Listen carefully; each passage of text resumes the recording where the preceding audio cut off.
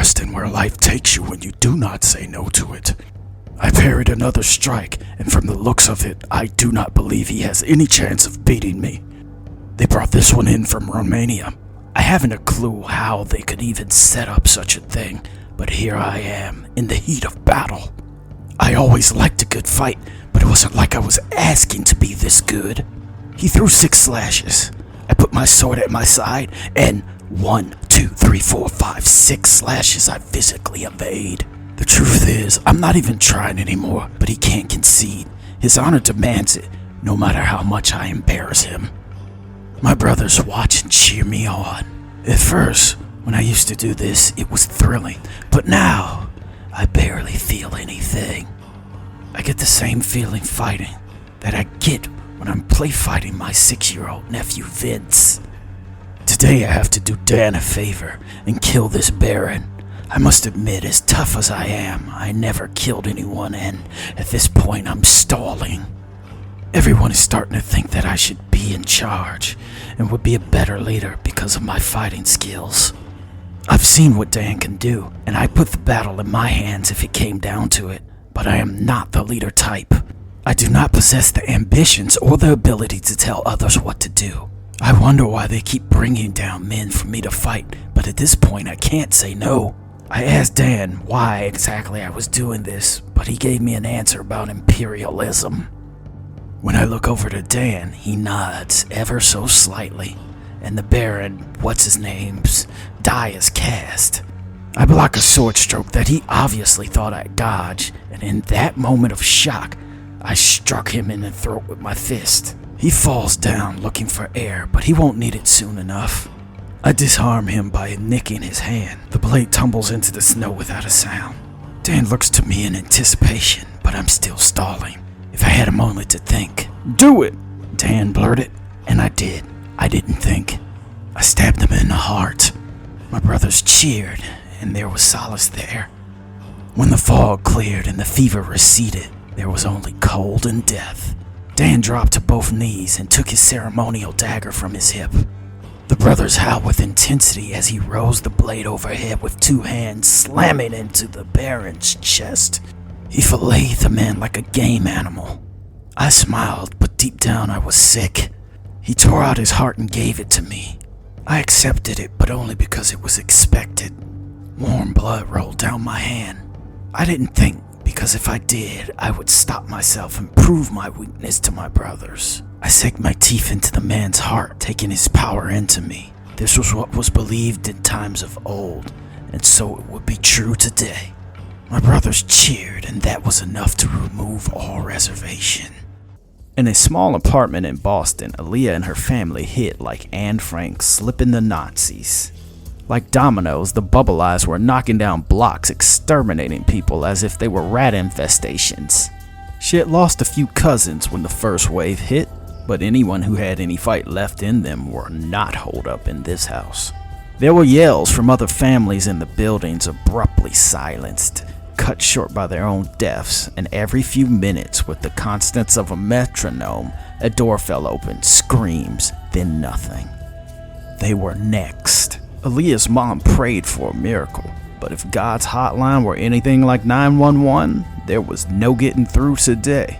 Alliyah thought if she ran out and attacked, maybe they'd assume she was the only one in the house, so her little twin sisters and mom might have a chance.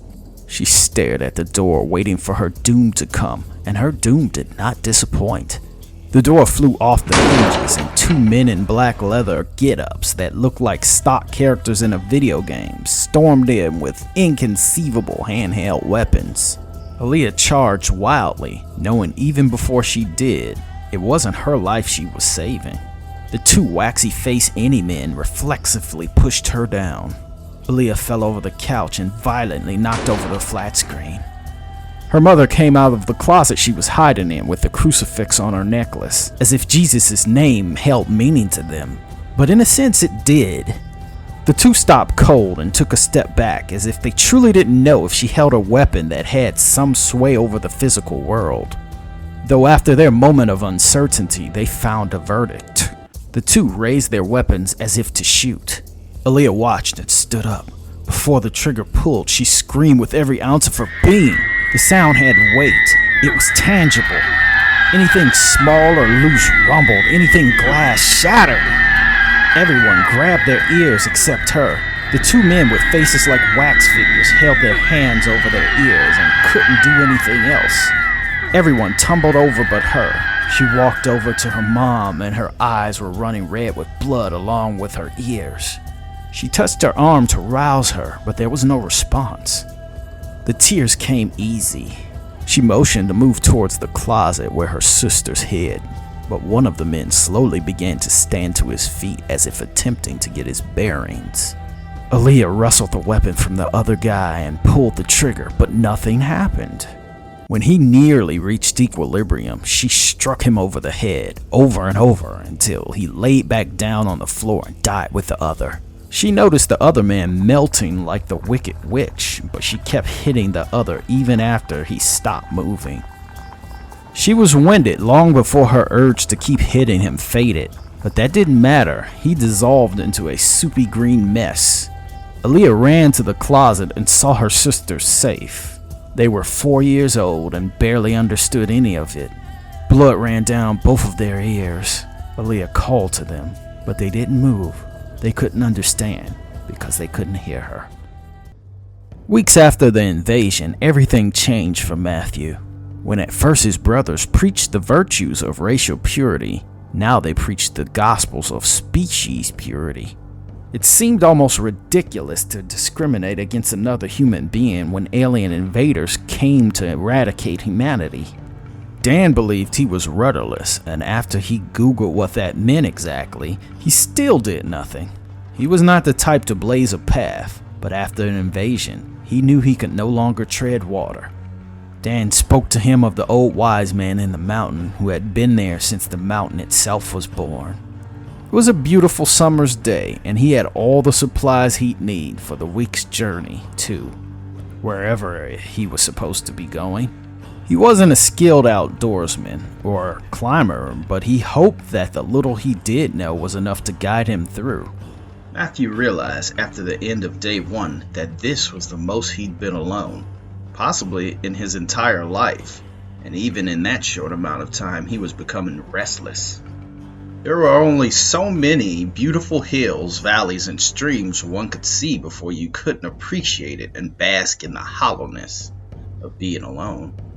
Most of the day he spent traversing a low mountain cliff, which he did only to take his mind off his situation. It was a hard climb, but rewarding. He reached a valley with a garden. Matthew didn't know the first thing about plants, but even as out of his depth as he was, he saw the beauty in this place. Someone must have been tending it. There were flowers growing wild amongst rocky places. There were definitive delineations of plants being grown, and trees not haphazardly planted. Everything seemed to fall into a grand design, too orderly to be nature's plan. The valley was so small he easily could have missed it if he scaled up 500 feet in another direction. The sun had given way to the moon, and it was time to camp.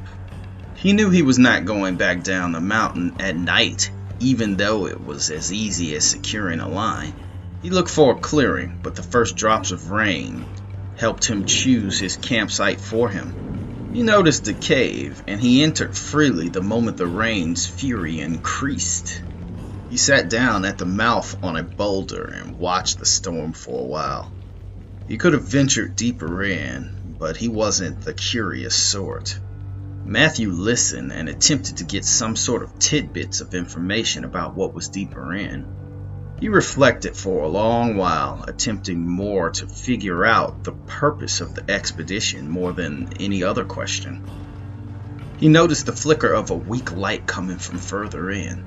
It was nearly so faint he felt he could have imagined it.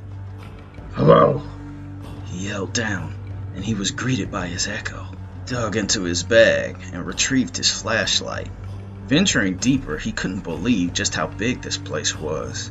He decided to toss jelly beans down to mark where he was, which was the best idea he had, as asinine as it felt.